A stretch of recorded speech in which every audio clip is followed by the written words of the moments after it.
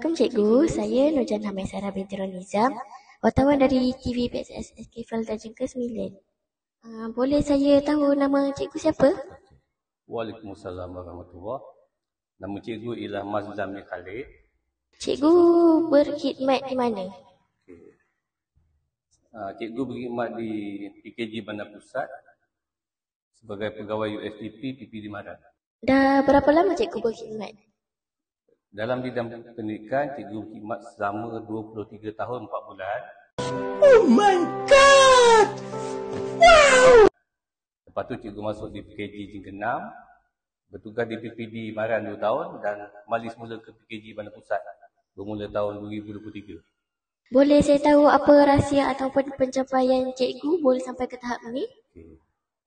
Cikgu mula mengajar di SK Jengka 2 bermula 1 bulan 12 tahun 92 sehingga 30 hari bulan 3 2016. Lepas tu Cikgu mohon ke PKG Jengka 6 bermula 1 bulan 4 2016 sehingga tahun 2020. Lepas itu Cikgu masuk ke PPD Maran tapi masih menjaga PKG Jengka 6.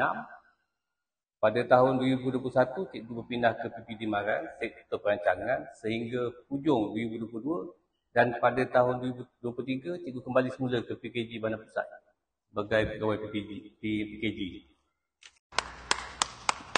Terima kasih Cikgu, amat bermakna isinya. Sama-sama. So, tamatlah perkongsian kita pada hari ini. Jangan lupa like, comment and share. Terima kasih. Bye-bye.